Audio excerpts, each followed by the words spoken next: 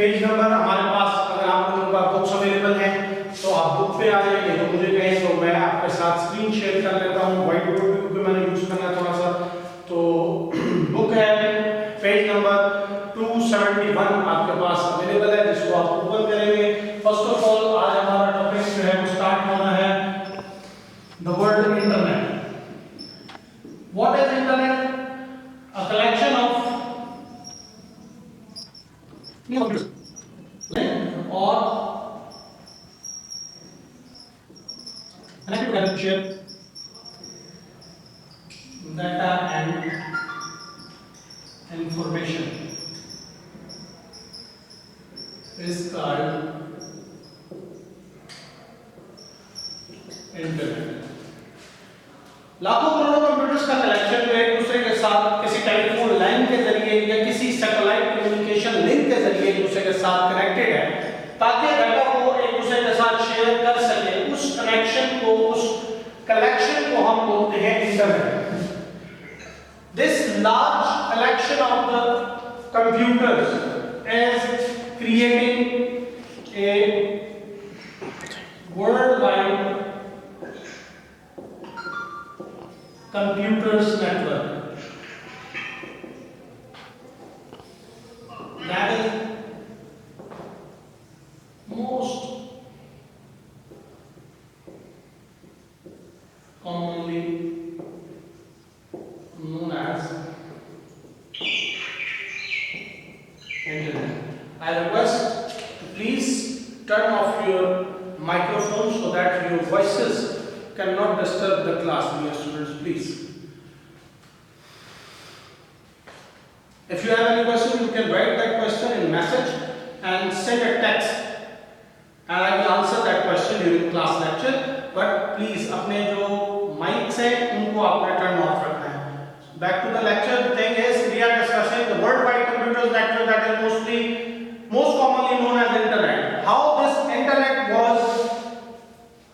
came into its existence, कैसे ये computer networks जो हैं वो एक दूसरे के साथ कनेक्ट करते हैं। Last time in previous chapters like chapter number 2 and chapter number 3 we have discussed this thing that what are computer networks, and second thing is how these computers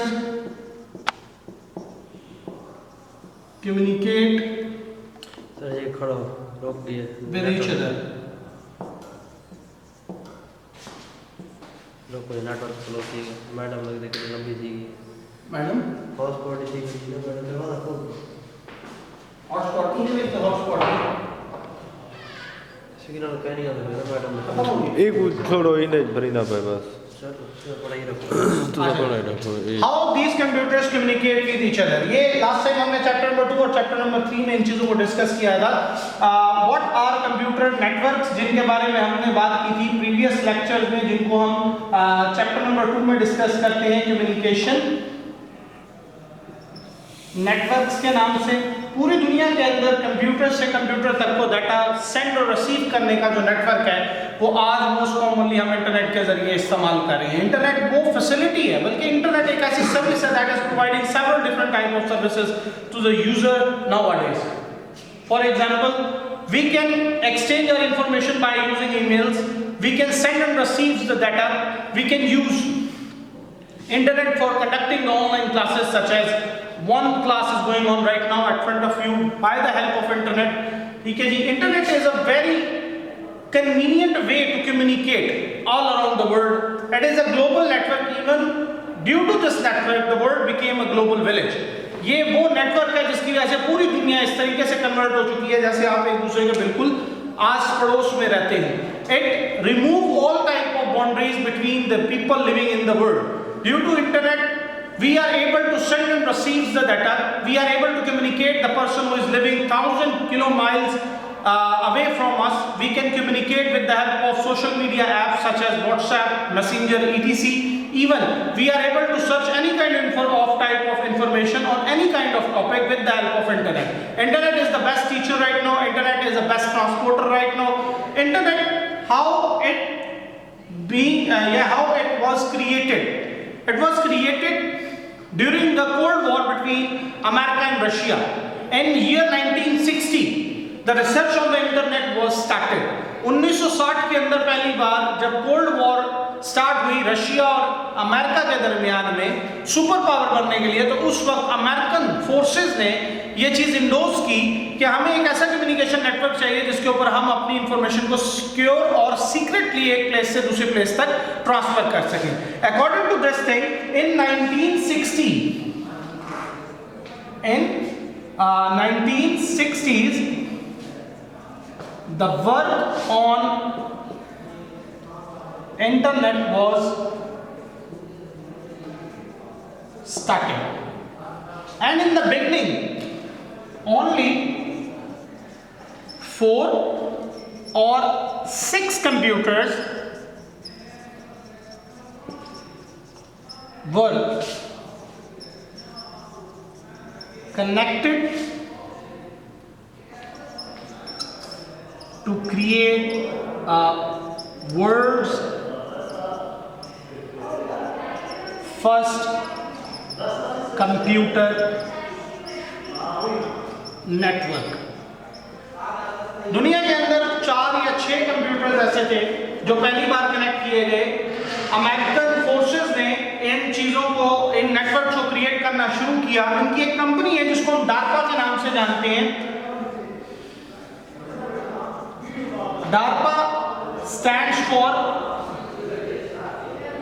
before going towards DARPA, हम बात करेंगे American और Russian cold war के बारे में. American Russian cold war के अंदर हम लोगों ने या दुनिया ने देखा कि काफी हद तक इंफॉर्मेशन को ट्रांसमिट करने के लिए प्रॉब्लम्स आ रहे थे, जिसके लिए ये कंप्यूटर्स पहले जोड़े गए. 6 computers according to the internet and 4 computers according to your book were connected first to create the first internet या first network that is able to communicate all around the globe. तो पहली बार ये 4 या 6 computers का जो है connection इकट्ठा किया गया.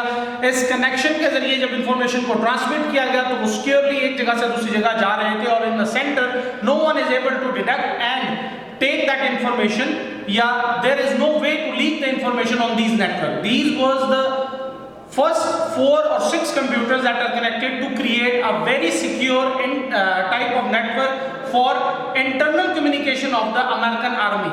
अमेरिकन आर्मी की सेंट्रल कम्युनिकेशन के लिए ये पहला नेटवर्क क्रिएट किया गया, और फिर इन 6 या 8 कंप्यूटर्स के इस कलेक्शन को डार्पा नामी कंपनी को हैंड ओवर किया गया. What is DARPA? DARPA stand for defence advance project research agency. It is a part of American army. ये एक ऐसी एजेंसी है जो कि अमेरिकन आर्मी के लिए टेक्नोलॉजी के ऊपर काम करती है. इसको ये 6 कंप्यूटर्स का कलेक्शन पकड़ाया गया और उसको ये टास्क दिया गया कि you have to create a larger network for the communication या for the internal communication of the American army.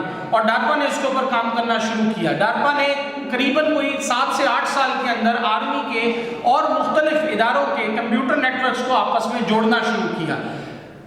World उस वक्त क्योंकि डेवलपमेंट में थी, काफ़ी सारे institution, research centres, organisations, institutes ने भी अपने अपने नेटवर्क्स क्रिएट करना शुरू कर दिए. फॉर एग्जांपल उस वक्त के हॉस्पिटल्स, रिसर्च सेंटर्स ने अपना इंडिविजुअल नेटवर्क क्रिएट कर लिया. इंस्टीट्यूशंस में एजुकेशनल इंस्टीट्यूट्स, कॉलेज, स्कूल्स, इन्होंने अपने अपने नेटवर्क्स क्रिएट करना शुरू कर दिए. तो नेशनल वाइड यानी अमेरिका के अंदर काफ़ी सारे छोटे छोटे छोटे नेटवर्क्स क्रिएट होना शुरू हो गए, जो हमने चैप्टर नंबर 2 में भी शायद डिस्कस किया था, जिसको हम बात करते थे कम्युनिकेशन नेटवर्क के साइज के ऊपर, के काफ़ी सारे क्या पैदा होने लगे, लैन, लोकल एरिया नेटवर्क्स क्रिएट होने लगे. अब ये लोकल एरिया नेटवर्क्स इस कदर बढ़ चुके थे कि अमेरिकन आर्मी को इन तमाम को कलेक्टिवली एक नेटवर्क में कन्वर्ट करने के लिए इस प्रोजेक्ट को और एडवांस लेवल पे लेकर जाना पड़ा. By the passage of time ये लैन नेटवर्क्स बाकायदा तौर पर साइंस फाउंडेशन नाम की, नेशनल साइंस फाउंडेशन नाम की एक और कंपनी जो कि अमेरिका के लिए टेक्नोलॉजी बेस पे डेवलपमेंट के लिए काम करती है, उसको सौंपा गया. और इन तमाम नेटवर्क्स को इस नेशनल साइंस फाउंडेशन इंस्टीट्यूशन ने इकट्ठा करके एक बड़ा वैन क्रिएट कर दिया, that is now commonly known as internet. पूरी दुनिया में आज इंटरनेट जो है वो आपके पास अवेलेबल है. आप उसके ऊपर अपना डाटा शेयर कर सकते हैं, अपनी सोशल एक्टिविटीज को हैंडल कर सकते हैं। By using the internet you are able to get any kind of information on any kind of topic.